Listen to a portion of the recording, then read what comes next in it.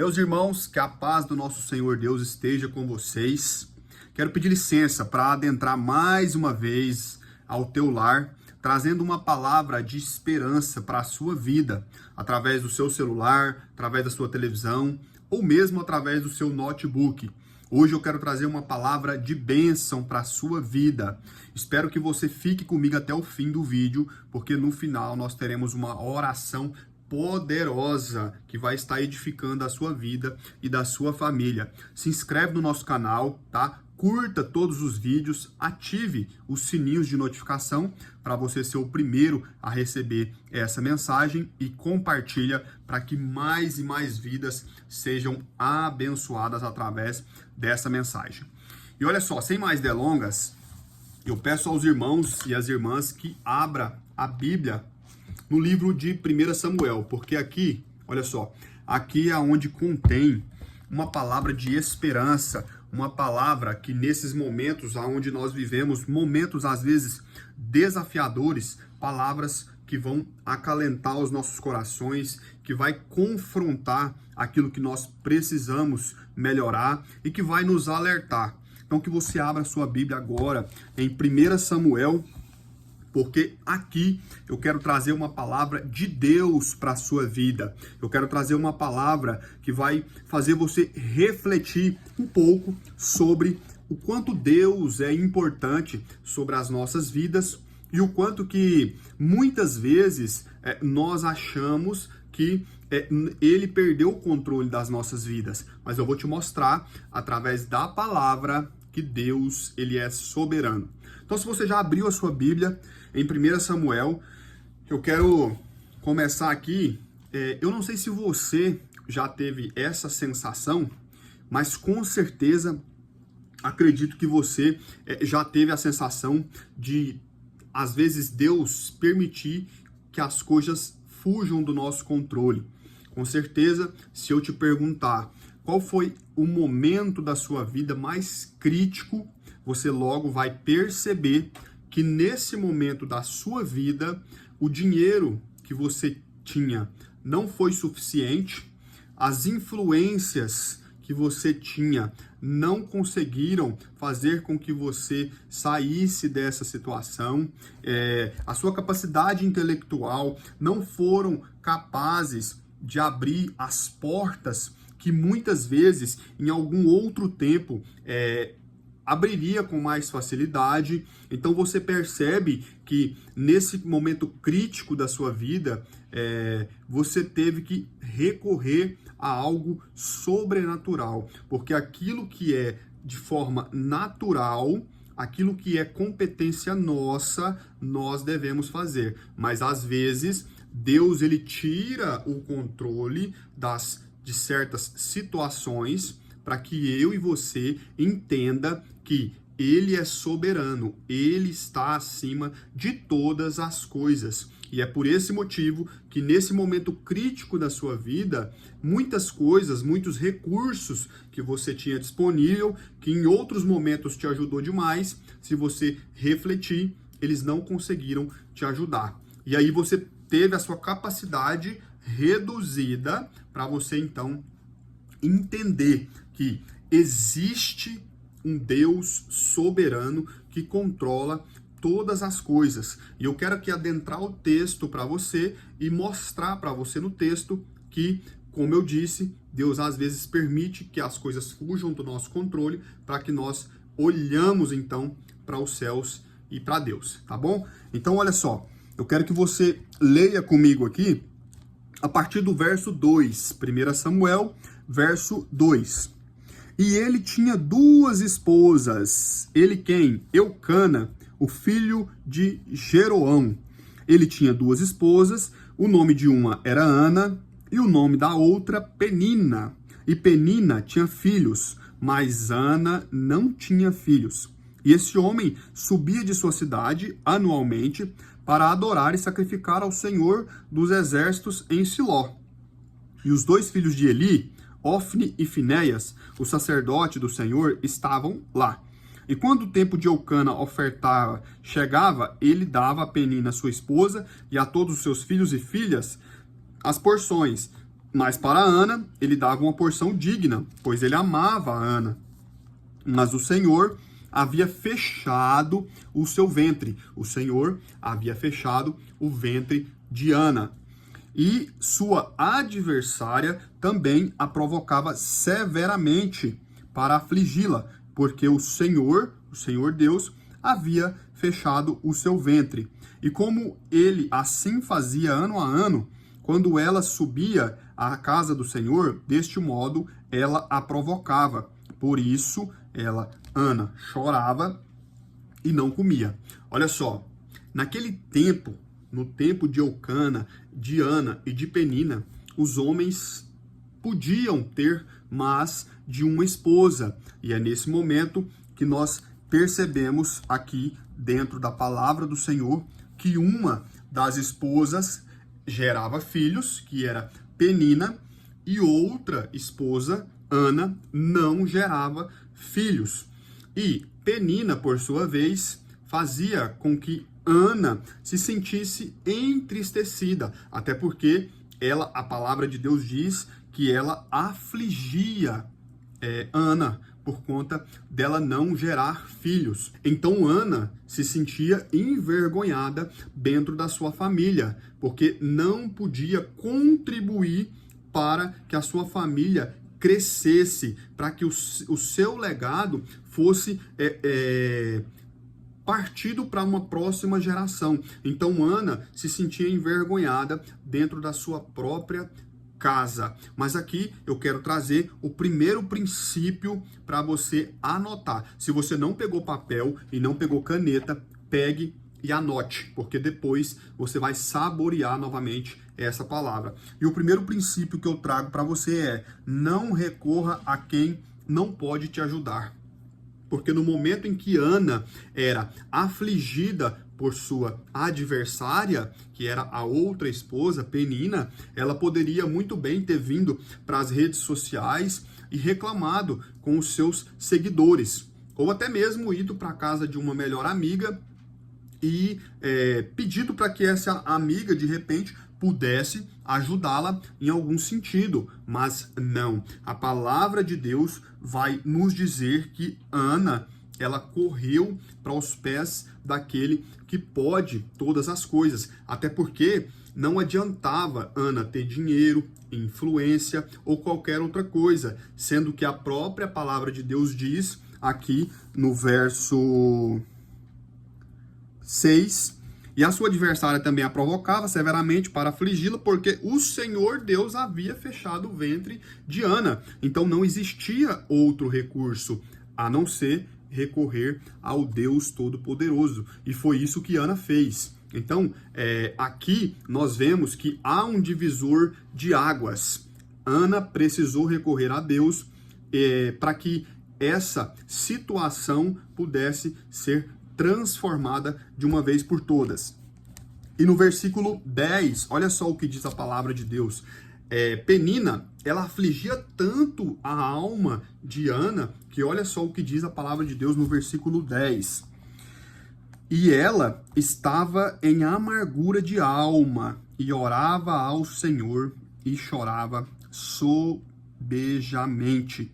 Ana, então, estava muito amargurada com aquela situação, até porque fugiu do seu controle. E, como eu disse, ela acabava sentindo vergonha, sentindo-se oprimida, sentindo-se afligida dentro da sua própria casa. Talvez hoje você está vivendo uma situação parecida com essa. Dentro da sua casa, você sente que as coisas não estão da forma com que você gostaria que estivesse. Talvez o seu pai tenha falado palavras malditas para você, a sua mãe, talvez os seus filhos tenham, de alguma forma, afligido você com alguma situação que fugiu totalmente do seu controle. Talvez pode ser uma crise financeira que se instalou na sua vida e você não consegue mais ter o controle dessa situação. Assim como Ana estava sentindo vergonha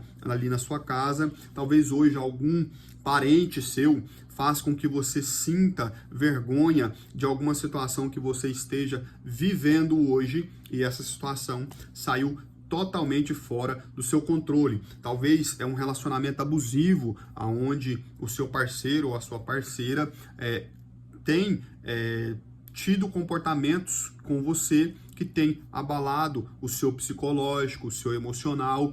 Então, eu não sei qual é a situação que você tem vivido, mas o que Ana fez é o que você deve fazer. Não recorra a quem não pode te ajudar. Recorra a quem realmente vai conseguir te ajudar. Então a palavra de Deus diz que Ana, mesmo com a alma amargurada, ela orava ao Senhor e chorava sobejamente. Olha só a diferença de quando você faz uma oração de agradecimento a Deus para quando você está com a sua alma amargurada. Talvez hoje você está nessa situação, mas eu quero te dizer que você precisa, mesmo diante desses desafios, se colocar em uma posição aonde você se humilha na presença do Senhor. E se for preciso chorar, que você chore, mas chore na presença daquele que consegue resolver a sua situação. Então, olha só, se você hoje tem uma situação que não consegue resolver, não entrega na mão do seu melhor amigo ou da sua melhor amiga, entrega na mão daquele que pode te ajudar. Então, indo adiante aqui, Ana estava amargurada. E no verso 11, olha só o que diz. E ela fez um voto e disse: ó Senhor dos exércitos, se tu verdadeiramente atentares para a aflição da tua serva e de mim te lembrares e não te esqueceres da tua serva, mas desejardes conceder à tua serva um menino, então eu darei ao Senhor todos os dias da sua vida e nenhuma navalha virá à sua cabeça. Então Ana fez um voto com Deus, porque só tem clamor na casa de quem tem coisas grandes para serem solucionadas. E é por isso que Ana clamava a Deus, porque o clamor é diferente da oração. Você pode orar agradecendo a Deus por tudo que você tem, mas quando a sua alma está amargurada, você se entrega 100% na presença de Deus e o seu clamor, com certeza, às vezes com lágrimas, às vezes com dor na sua alma, move o coração de Deus. E aqui eu quero que você anote o segundo princípio. Um clamor da alma gera um milagre. Então, quando você clama da sua alma, você se entrega totalmente para Deus, na presença de Deus, isso gera um milagre. Isso move o coração de Deus para fazer aquilo que só Ele pode fazer na sua vida. E muitas vezes nós sofremos porque nós não sabemos clamar a Deus. Muitas vezes nós nos sentimos angustiados e não vamos para os pés de Deus. No ano de 2009, mais ou menos, por aí, eu tive uma experiência com Deus muito grande e eu quero contar para vocês aqui. Eu fazia um tratamento para acne. Se vocês puderem ver, meu rosto ainda é um pouco manchado, mas eu fazia um tratamento para acne porque nascia 3 acnes no mesmo lugar e isso me envergonhava muito, né? Então, eu decidi fazer um tratamento, mas quando eu fui fazer esse tratamento com remédios muito fortes, o médico pediu para que eu assinasse um termo. A minha mãe pediu para que eu não fizesse, mas eu estava muito envergonhado com isso e eu queria melhorar o meu rosto. Então, eu comecei a fazer esse tratamento. 6 meses depois, eu não consegui continuar com esse tratamento. Durava em torno de 1 ano, mas com 6 meses eu senti muito o meu corpo reagindo com esse tratamento. E o meu fígado, assim como já havia sido sinalizado para mim, tinha risco de ter problemas. E eu tive problema grave de fígado, né? E eu jovem, parei o tratamento, interrompi, e fiquei ali tratando do fígado, mas ainda sentia as consequências dessa situação grave do meu fígado.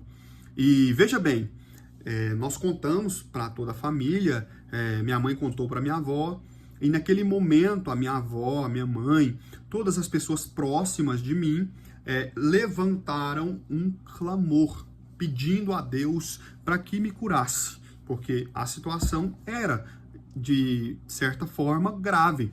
Então, nós entramos em um propósito com Deus, assim como Ana fez um voto, nós fizemos um propósito com Deus e ali entramos num clamor muito forte para que Deus curasse esse problema que eu estava no fígado. E um dia, eu chego da faculdade e eu deito para descansar após o almoço, e quando eu deito, eu vejo, olha só, por isso que eu digo para você, o clamor do homem, o clamor da mulher, o clamor da alma, ele gera um milagre, ele move o coração de Deus. Então eu dormindo, mas a sensação que eu tinha era que os meus olhos estavam abertos. E de repente abriu-se um clarão muito grande dentro do meu quarto e eu vi nitidamente um anjo do Senhor descendo dentro do meu quarto. E esse anjo, bem reluzente, descia, colocava a mão no rumo ali do meu fígado e era como se eu estivesse vendo pessoalmente, porém eu estava dormindo. E ali naquele momento eu vi o anjo do Senhor pegar um fígado novo, colocar aqui em mim e pegar esse fígado meu que estava doente e subir com ele, segurando com as duas mãos assim, ele subiu no quarto levando esse fígado. E olha só, depois nós fizemos exames, nós fizemos tudo que precisava ser feito. Eu havia contado essa experiência que eu tive com Deus para minha mãe e logo ela falou, vamos fazer o exame. E nós fizemos o exame e para honra e glória do Senhor, meu Deus, ele ouviu o clamor das nossas almas, que estava tão angustiada. Eu tão jovem com um problema de fígado, mas Deus fez um milagre na minha vida através de um clamor genuíno. Então, se você está vivendo uma situação impossível, clame a Deus, porque independente do tempo que se passar, Deus vai gerar um milagre na sua vida. E olha só o que diz aqui a palavra do Senhor, no verso 19 e no verso 20. Diz assim: E eles se levantaram cedo pela manhã e adoraram diante do Senhor, e retornaram e chegaram à sua casa em Ramá. E Eucana conheceu a Ana, sua esposa, e o Senhor se lembrou dela.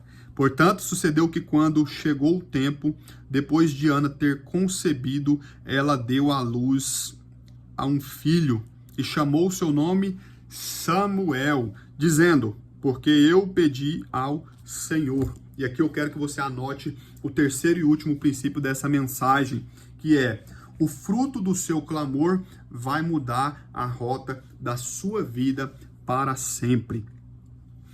Talvez hoje a situação está tão crítica, mas tão crítica, que você não vê possibilidades de mudança. Mas eu quero dizer para você que se você clamar a Deus, Ele vai fazer a sua história mudar. Ana, ela estava amargurada a ponto de não saber mais o que fazer. A alma dela estava afligida, mas ela clamou ao Senhor e o Senhor trouxe um milagre para ela. O Senhor gerou um fruto para Ana que transformou a geração toda de Israel. Ele foi o profeta, Samuel foi o profeta que ungiu Davi. Samuel foi um dos maiores profetas daquela época em Israel. Então o fruto que Deus gerou, o milagre que Deus gerou na vida de Ana, transformou a geração de Israel toda. Então, o milagre que Deus vai gerar na sua vida, o fruto que Deus vai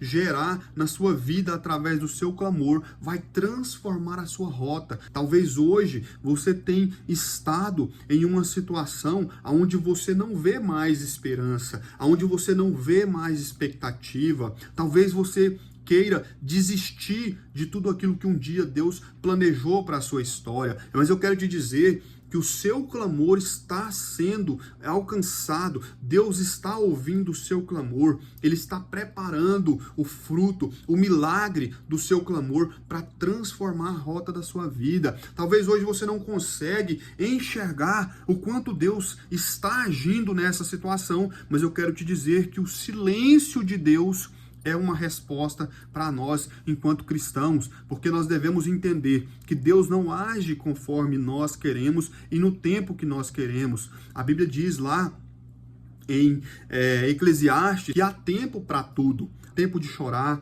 há tempo de se alegrar. Então, por que você tem se desesperado? Porque a sua alma tem desacreditado do Deus que já fez tantos milagres na sua vida. Se você fizer uma retrospectiva da sua vida, quantos milagres você que está me vendo agora já viveu da parte de Deus? Eu espero que você hoje entenda que Deus, ele trouxe eu para te trazer essa mensagem para que você entenda, você não está sozinho. Você não está sozinha. Deus te amou desde o ventre da sua mãe. Então vamos repassar os 3 princípios para que você crave isso no seu coração.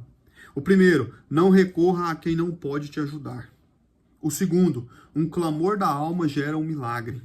E o terceiro e último, o fruto do seu clamor vai mudar a rota da sua vida para sempre. Que você pegue essa palavra e coloque ela no seu coração. Vamos orar? Deus, em nome do Senhor, meu Pai, eu não sei, Pai, o que o teu servo, a tua serva tem passado, eu não sei qual é a aflição que eles têm, Senhor, vivenciado nesse tempo, Pai. Deus, mas eu quero dizer ao Senhor, Pai, eu quero pedir ao Senhor, eu quero clamar ao Senhor pela vida dessas pessoas que estão me vendo nesse momento, Pai. Deus, eu quero pedir que o Senhor possa estar entrando com o milagre do Senhor na vida dessas pessoas, Pai. Eu quero dizer, Pai, ao Senhor que nós estamos felizes de estarmos aqui nesse projeto, ó Pai, orando ao Senhor, trazendo a palavra do Senhor, uma palavra que edifica, uma palavra que faz total diferença na vida das pessoas, meu Pai. Deus, e eu te peço, Senhor, que o Senhor possa estar gerando um milagre na vida dos teus servos e das tuas servas, Pai, nesse momento, Pai. Deus, que aonde quer que eles estejam, Senhor, o coração deles sejam impactados pela tua presença, Pai, e todo descrédito, toda descrença, toda vontade de desistir,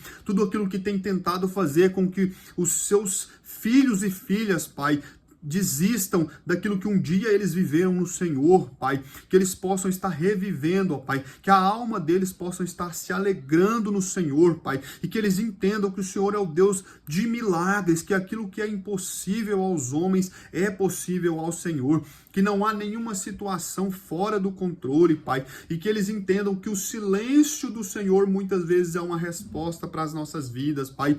Deus, que o Senhor possa trazer um milagre na alma de cada uma dessas pessoas, Pai, e que o Senhor possa estar, Deus, fazendo com que a alma deles se alegrem, Pai, para que eles contem o testemunho, Pai, da bênção, do fruto gerado através do milagre do Senhor na vida deles, Pai. É o que eu te peço, é o que eu já te agradeço pelo milagre que o Senhor vai gerar através do clamor deles, em nome do Senhor, meu Deus.